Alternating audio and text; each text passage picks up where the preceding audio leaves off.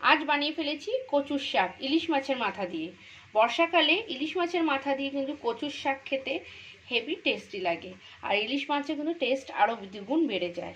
তো first time বানালাম, আমি নিজে বানালাম, একা।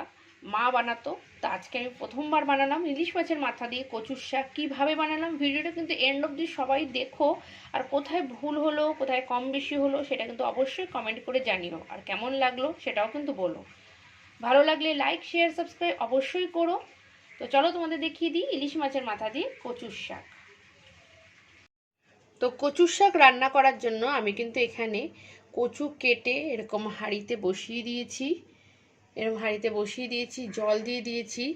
এবার এর মধ্যে দিয়ে দেব লেবুর রস, কেন কাটার সময় কিন্তু বেশ আমার হাতটা চুলকাচ্ছিল।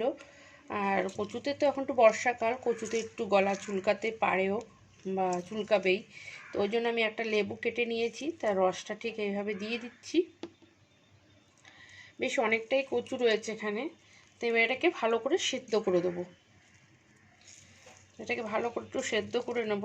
এর উপরে দিয়ে দেবো সামান্য একটু নুন, তো দিয়ে দিচ্ছি এর মধ্যে একটু নুন। কচুটা অনেকটা হয়ে গেছে, একটু চেপে দিচ্ছি। তো এটাকে ভালো করে এবার সেদ্ধ করে নেব। তো কচুর শাকটা কিন্তু অলমোস্ট সিদ্ধ হয়ে এসছে, দেখতেই পাচ্ছ একদম পুরো নরম হয়ে গেছে। এবার চাপলে পুরো ভেতরে ঢুকে যাচ্ছে। তো আমি আর কিছুক্ষণটাকে সেদ্ধ করে জলটা ঝরিয়ে নামিয়ে নেব। তো যতক্ষণ আর একটু সেদ্ধ হবে ততক্ষণ চলো আরও অন্যগুলো কিছু করে নিই।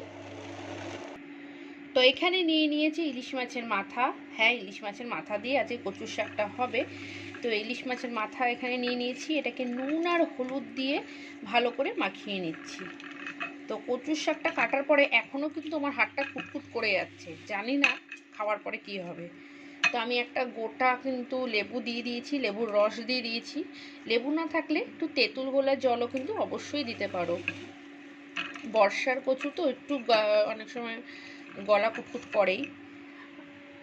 এখানে কড়াইতে কিন্তু আমি সর্ষের তেল বসিয়ে দিয়েছি। তেলটা কিন্তু বেশ গরম হয়ে গেছে। এবার আমি ইলিশ মাছের মাথাগুলো দিয়ে দিচ্ছি।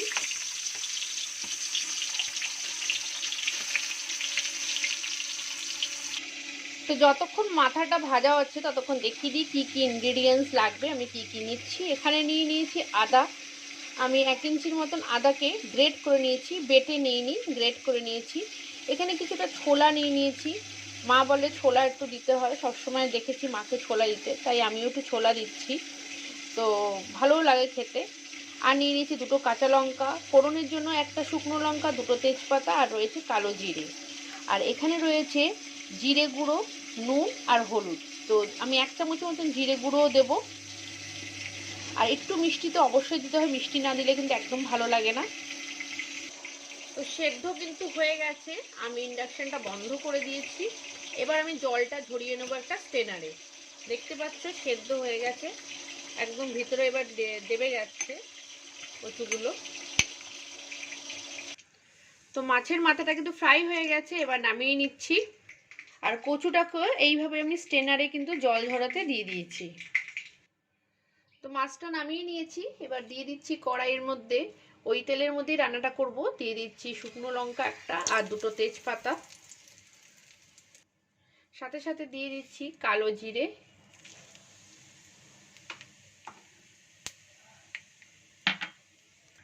তো ফোড়নগুলো কিছুক্ষণ দিয়ে একটু নাড়াচাড়া করে নিলাম। এবার এর মধ্যে দিয়ে দিচ্ছি আমি কাঁচা লঙ্কা আর আদাটা গ্রেট করে রেখেছিলাম ওইটা। যেহেতু ইলিশ মাছের মাথা তাই কিছুই লাগে না দিতে, তাও একটু শাকে একটু আদা দিতে হয়, তো একটু আদা গ্রেট করে দিলাম। আর একটু দিয়ে দিচ্ছি ছোট চামচের 1/2 চামচের মতন একটু জিরে গুঁড়ো। একটু নাড়িয়ে চাড়িয়ে নেব, আদার কাঁচা গন্ধটা চলে যাবে, ততক্ষণ একটু নাড়িয়ে নেব। তো সুন্দর একটা গন্ধ বেরিয়ে গেছে। এবার দিয়ে দেবো কচুটা। কচুটাকে আমি জল ঝরিয়ে স্ট্রেনারে রেখেছিলাম, ওটাকেই দিয়ে দেবো আস্তে করে।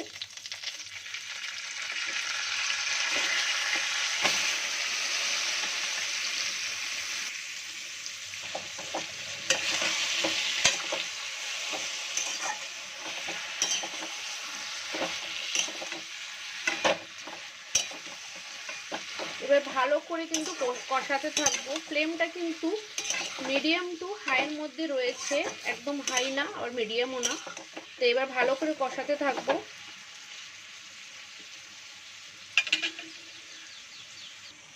কিছুক্ষণ নাড়িয়ে চাড়িয়ে নিয়েছি। এবার এর মধ্যে দিয়ে দেবো আমি হলুদ,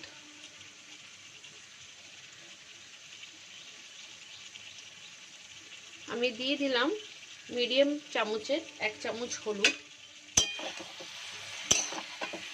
এবার এটাকে ভালো করে নাড়াতে থাকবো। আর এরই সাথে দিয়ে দেবো আমি ছোলাটা ভিজিয়ে রেখেছিলাম, ছোলাগুলো। ছোলা আর কচুটাকে এবার ভালো করে নাড়িয়ে নেবো যতক্ষণ কচুটা একদম ঘেটে অল্প হয়ে যাবে, ততক্ষণ কিন্তু আমি নাড়াতে থাকবো।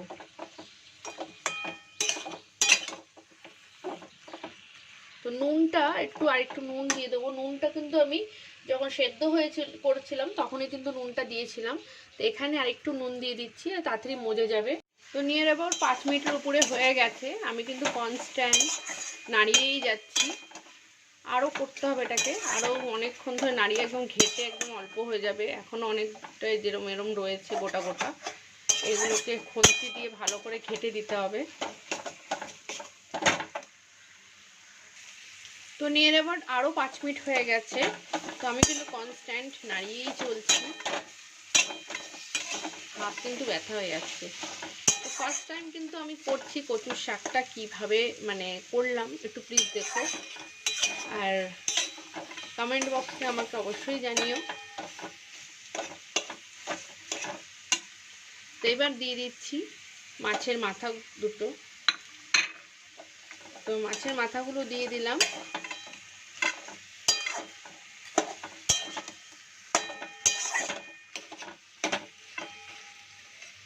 দিয়ে আবার একটু ঢেকে দিচ্ছি।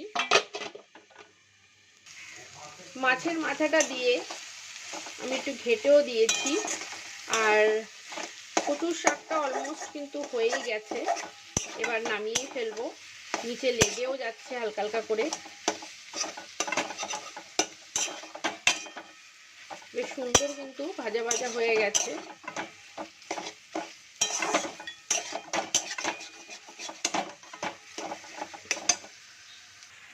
তো এই সিচুয়েশনে এবার দিয়ে দেবো হচ্ছে চিনি। তো আমি কিছুটা চিনি নিয়েছি, চিনি না দিলে কিন্তু শাকটা খেতে একদম টেস্ট লাগবে না। আর কচুর শাকে কিন্তু একটু চিনি দেয়, একটু ঝাল মিষ্টিটা থাকে।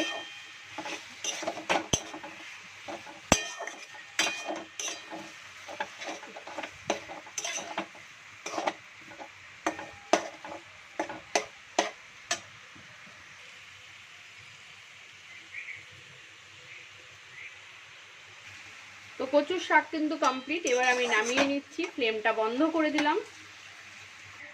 সো ফ্লেমটা কিন্তু বন্ধ করে দিয়েছি। তো নামানোর আগে আমি দিয়ে দিচ্ছি এর মধ্যে 1 চামচ নারকেল কোড়া বলতে পারো, যেটা রেডিমেড কিনতে পাওয়া যায়, নারকেল কোকোনাট যে মিল্ক পাউডারটা, এটাকে দিয়ে দিলাম। একটু নারকেল দিলে কচুর শাকটা কিন্তু খেতে খুবই ভালো লাগে। তো নারকেল ঘরে নেই, তো মিল্ক পাউডারটা ছিল নারকেলের, তো নারকেল গুঁড়ো টাইপের একদম, তো ওটাই আমি দিয়ে দিলাম, 1 চামচ দিয়ে দিলাম। এবার আমি সার্ভ করছি, টেস্টটা কিন্তু আরও বেড়ে যাবে। তো ইলিশ মাছের মাথা দিয়ে কচুর শাক আমার রেডি হয়ে গেছে। এটা গরম গরম ভাত দিয়ে খেতে কিন্তু খুবই ভালো লাগবে। তো ভিডিওটা আশা করছি তোমাদের ভালো লেগেছে। ভালো লাগলে প্লিজ একটা লাইক করো, শেয়ার করো, আর প্লিজ চ্যানেলটা সাবস্ক্রাইব করো। আমি কিন্তু ফার্স্ট টাইম করলাম, কিছু কম বেশি হয়ে থাকলে অবশ্যই কমেন্ট করে জানিও। ভালো থেকো, সুস্থ থেকো, আবার আসবো একটা নতুন ভিডিও নিয়ে।